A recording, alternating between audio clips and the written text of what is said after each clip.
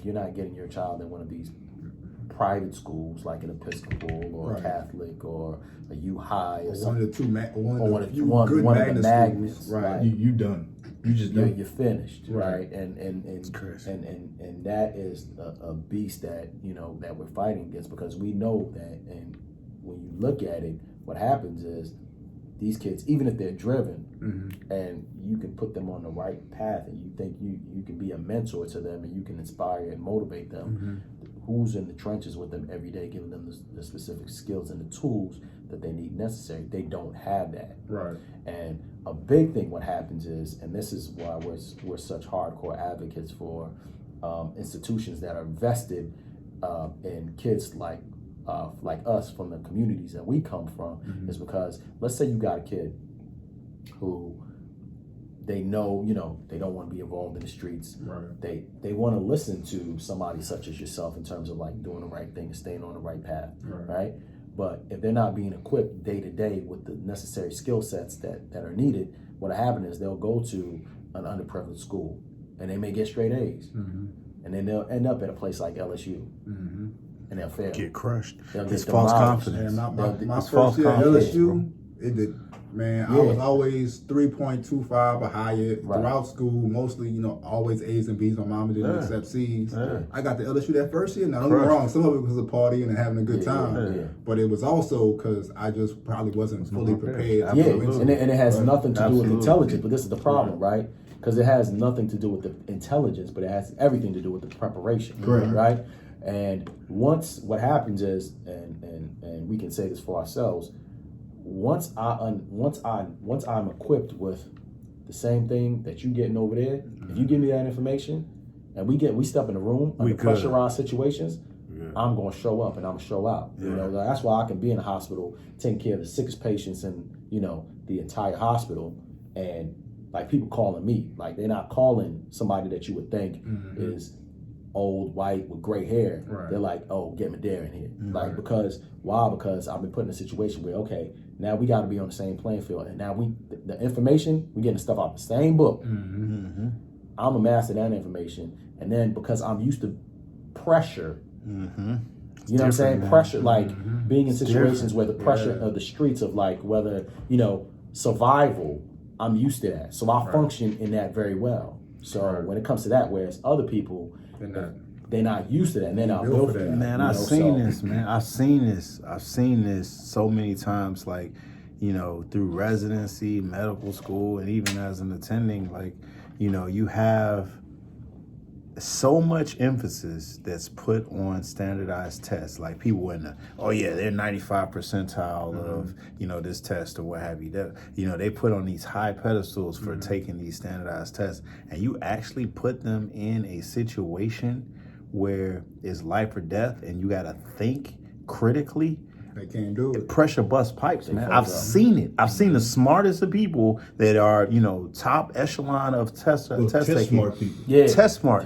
But that does not equate to real life pressure, common sense thinking. Right? It just doesn't. Right. Like as much as they try to simulate, it just does not. And to the standardized test component, like you were saying, it was the answer to it is emphasis and exposure. Because just like you, like I didn't know that this was going to be the hurdle that could take me out. Right. I didn't know. I thought that, as a kid, like, man, if I keep a 3.5, 3.6, and I get A's and B's, like I'm great. Like, I'm the top of my class, but this is the top of a class of kids that are not getting challenged and are not prepared for this next level. Like you said, like, in the book we talk about, I got a 22, and like I was like, oh yeah, you got one of the highest A's. Man, that's nothing. That's trash.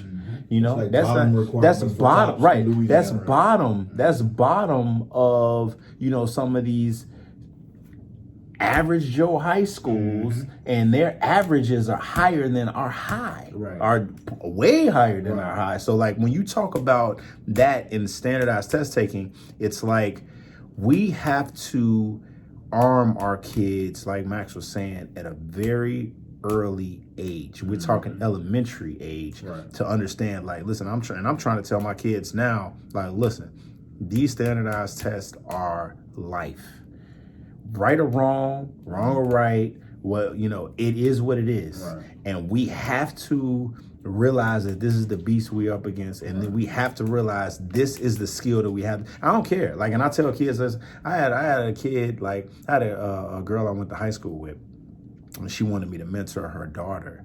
Her daughter is a little arrogant. Like, her daughter is like got a 4 point something. Like, she has AP classes or what have you. And I'm telling her, I'm like looking at her grades. I'm like, that's phenomenal, sweetheart. Like, I'm really proud of you, you know. But when you choosing a college, realize that means nothing. It means absolutely nothing, because when the feet hit the pavement and the rubber meets the road, nobody cares about that. It matters what you do on one day of you sitting down taking an 8-hour test and what that number says you are. That is who you are. And if you can't produce on that day and be able to take a test and break it down and be able to know answers even when you don't know what's going on, and be able to figure out what the right answer is without even knowing it, if you can't do that, they view you, I don't view you, but they view you as trash. And you have to understand, and our kids don't understand that. And it took me to be smacked in the face to say, look, you got a 3.3 come out of Xavier, you think you're great or whatever, but you're trash. Man, that's so real, man, because from a personal level, well, kind of personal, my sister, she took the LSAT to get into law school. I don't know how many times. I mean, didn't do well on it at all. And finally got into law school. Worked 40 hours a week.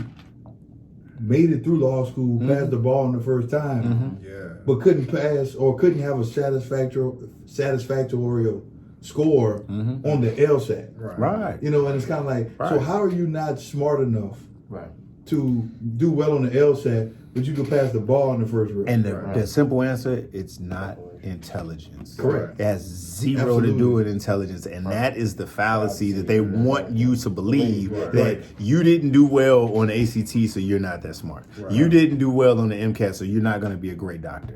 You didn't pass step 1 on of USMLE, which is the first step for medical professionals, so you can't be a great doctor. It's trash. It is the most absurd thing, and as you know, board certified physicians and doing what we do and top of our field or whatever, as we look back, it's just like, man, everything that they were trying to say that we weren't, and seeing it's just like, man, it's such garbage. It is. But you know what we tell kids, you have to play the game. Part of the game. It is a game. It is a game that's played on your life, on your future, to keep you marginalized, and you have to play it to be successful. And you have to play it appropriately, and you have to play it effectively to get to where you want to get. And it starts off, and to your question, how do you attack it or whatever? Every kid that I talk to, whether they're in undergrad, whether they're in high school, whether they are in elementary school, I tell them right now, your life revolves around questions. Your life is about questions. Everything that you do, you should be doing 5-10 questions every day about, you know, whether it be from an ACT prep standpoint, whether it be from an MCAT, LSAT, GMAT, GRE, whatever. Those questions you have to incorporate into your life, because I can tell you right now, you brown, black, yellow, you know, any pigmented person, if you go into a school where pigment is the majority of your school, they're not teaching you this skill. And with that being said, you have to take that, and you have to go in and you have to make that your objective every day. And you have to get an ACT prep book. You have to get an MCAT prep book early and start doing questions early. And by the time you get to the point where you need to take the MCAT, GMAT, GRE, LSAT, all of those, you've already logged in or banked in thousands of questions already. So your preparation level is different now. And that's how the game has changed. And that's what they don't tell us. That's what's different. And that's what we're trying to push. That's what we go and we talk to kids or what have you. If you don't hear nothing else we say, listen to that. that changes the game. That makes it so that the barriers that they have in front of us to keep us out of these spaces of excellence, that breaks those barriers down. And they don't want you to know that that's the information you need. Yeah, they don't, man, because it's interesting and it's like it's levels to it because it never stops. Yeah. Like, I became a professional. I'm like, I'm done with these tests. No, brother, you want these letters? You need a certification? You need to take this exam. Right. And so, it never stops. But one thing I realized about myself is going from taking the ACT as a high schooler to actually taking professional certifications, my skills were way different because I actually knew the game by that point in time. It's a game, man. And I'm just fortunate that I got that experience, but I'm thinking, man, like, if I would have gotten all of that stuff at 10, 12, 14, just leading into the ACT, man, who knows? And it's crazy because, like, man, even when you get into these professional spaces, we'll both tell you, like, when we were in medical school and, we got these tests or whatever, man, we'd be sprawling out all these textbooks and we'd even know, like, all right, we know it's about the test or whatever. They make you believe that you don't know enough. So you trying to get all of this information, all of this knowledge and all of this, just trying to prepare, trying to read every possible thing you can. And the only thing you need to do, put that stuff aside because everybody knows that stuff. Now start incorporating questions into everything you do, right? I remember in medical school, man, I was sprawled out. I'm like, man, I'm trying to read every single thing or whatever, and I just needed somebody to tell me, look, dude, push that away, man. Start doing these questions and understanding what they're asking you on this one day, what they want you to master. Understand that. Once you get that, you good. Yeah. You good. Gotcha. Well, I mean, like I said, that was my last question on the book, but I want to talk about the scholarship a little bit. I know, Max, earlier you said that it's $1,000 a month. Yeah, that's right. Can y'all just explain, like, what you got to do to qualify for the scholarship, who's eligible, etc.? Absolutely. So as of right now, because we're essentially still a very small nonprofit, so what we try to do is the audience that we're trying to target is we're trying to target those kids who are essentially basically mirrors or reflections of who we believe we're ourselves in those times. So you got to be in high school or college. Okay. And you have to be, you just have to basically at least have read the book and describe, something that you might have pulled from the book from either one of us authors, and then tell us why you believe that you have the pulse of perseverance. Because the pulse of perseverance, all it is, it's a mindset, and that mindset is to keep pushing no matter what's in front of you. You don't let your past define your future. You don't let situations dictate your outcomes, and you're not going to take no for an answer. Failure is not an option. Failure is not an option. So those are the kids that we're looking for, right? And what we realize is that even we have a platform, and it's getting a little bit of success through the book, but like we feel like when we tell people, always think, particularly people who don't come from where we come from, they think that we're unicorns, right? And we want to, when you talk about narratives and creating your own narrative and shifting the culture, like we want to be able to highlight young Black excellence.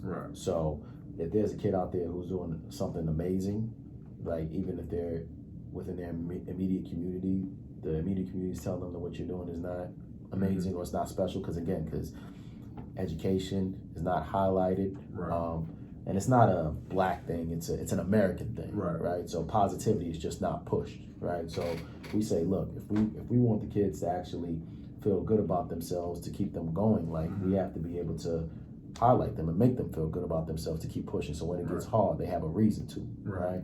So we highlight those kids at least once a month.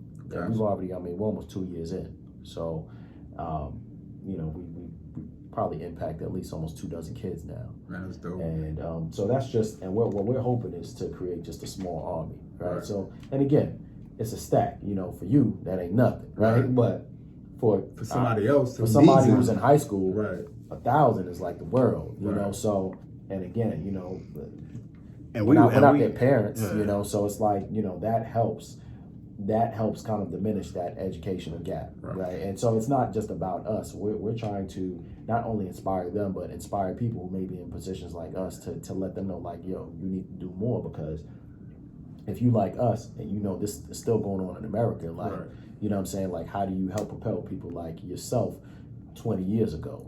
You have to be able to show up, for kids who don't have necessarily a bloodline relation to you, but let them see, like, they're gonna see you, like they see us through a book or through social media, but then they gotta know, like, yeah, we really get to it. Like, man, we don't even need this money. Like, here, like, every month, we don't care. Right. Like, the caring is the concept of what we're trying to do. Gotcha. So that's what the scholarship is there for. Because like I said, like when I was coming up, like it was D-boys on the block giving kids $20. Yeah. You get $20 to get a kid like sell drugs. It's crazy. You know what I'm saying? Ain't that. Like, whereas opposed to like you'd be like, man, like we could do that. You know, you give $1,000 a month, you break that down. Like we could give that every day to a kid in the freaking hood. Right. And if that could change a mindset or mind frame of where we come from, you know, we would do it. You know what I'm saying? So it's just like, imagine of those of us who are actually getting to it, if we all did it, like you could make real tangible change. But that's just the educational perspective. So the resources for us now, our new challenge and our new frontier is that we're trying to create a situation where like we realize if you want to transcend some of the educational barriers that are in America that we know like people just don't really care about, particularly if it doesn't affect you, right? And most of the people in America, unless it's some existential threat, they don't care, they ain't worried right? about it. So and you see that here in Baton Rouge, right? That's how you got two cities. Like that's how you got St. George and versus the new Baton Rouge, because people move to St. George because they're like, oh, okay, like this doesn't affect me, right? But it does affect you, you know, like because downtown Baton Rouge still be downtown Baton Rouge. Right. So if you want a city to flourish, then you have to be able to pour resources into the areas that you know that need it the most, and whether that's just the kids or the parents, the single parents that are taking care of these kids, or parents who are of low income who are responsible individuals but are trying to make a way but can't necessarily spend all the time with their children. So we're trying to create an infrastructure. So outside of the scholarships, what we're doing is we're trying to create an app, and the purpose of the app is twofold. One is to basically connect kids who was just like us when we were coming up. Like you in a situation, you on these margins, like you know you regal, like you royal, right? But you may be surrounded by a bunch of knuckleheads who don't necessarily realize the power of who they are, what they come from. Right. But we know that there's kids who they know they're special, but they don't necessarily have the community or the kids who are just like them. Like we're fortunate, we're blessed. You know what I'm saying? Like our lives were designed to meet each other, to take each other to a whole nother level.